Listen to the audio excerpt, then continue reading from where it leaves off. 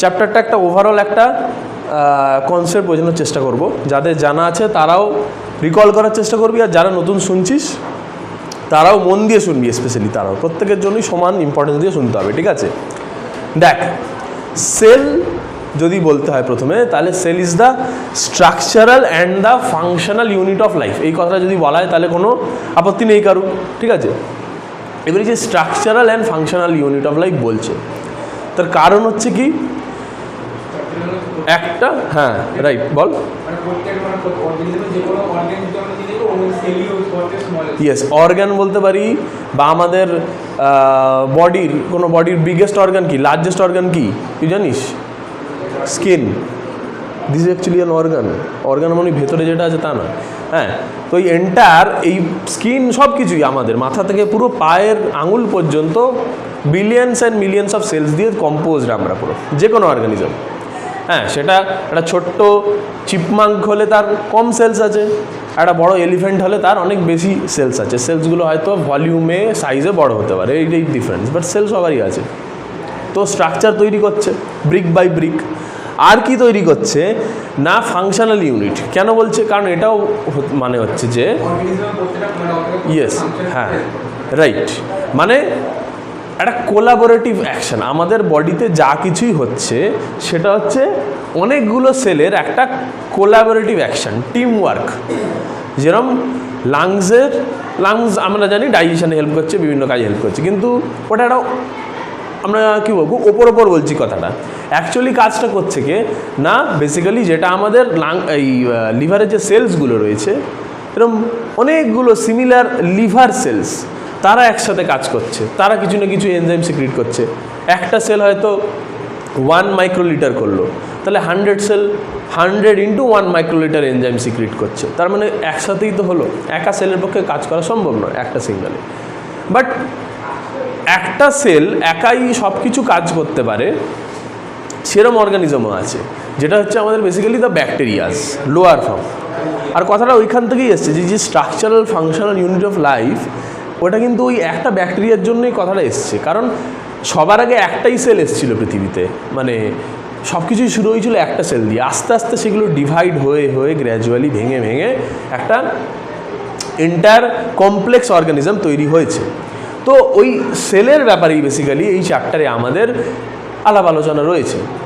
তো কি আছে বেসিক্যালি, দু ধরনের সেল হয়, একটা হচ্ছে prokaryotic and the eukaryotic sales.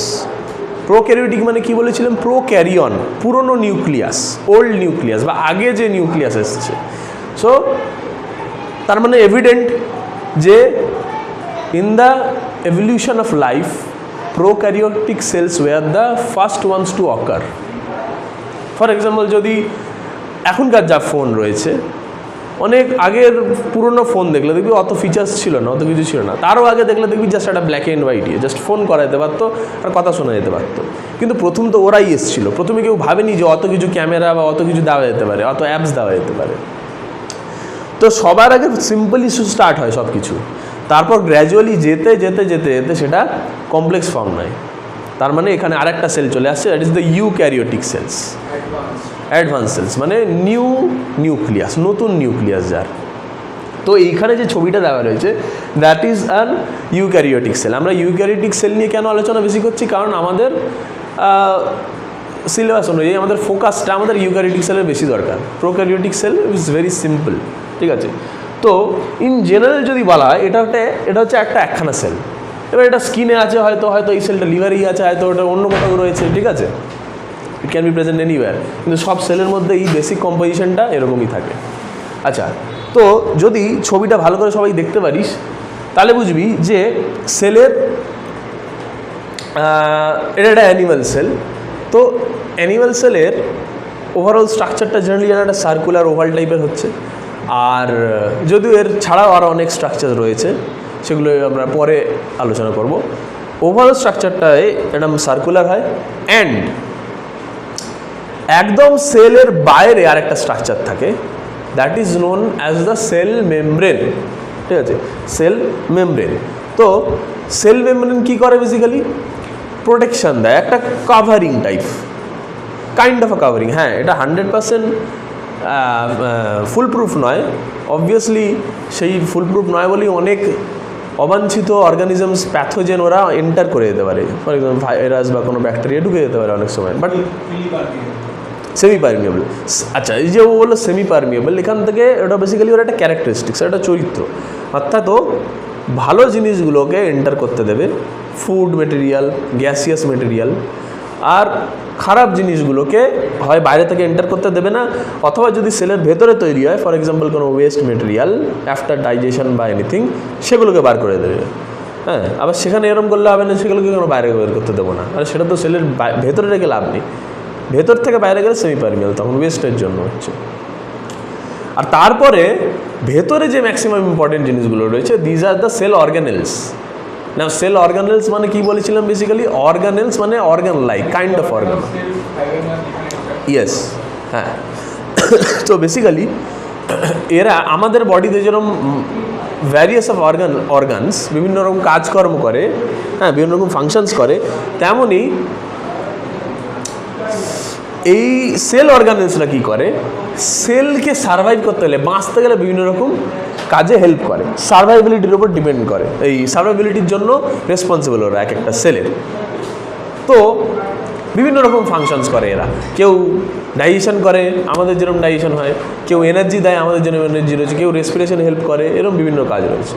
তো ওই রকমভাবে বিভিন্ন অর্গানেলসের ব্যাপারে দেওয়া রয়েছে। তো আমরা যদি যে কোনো একটা অর্গানেল দিয়ে স্টার্ট করি, there is no specific order to discuss, ঠিক আছে?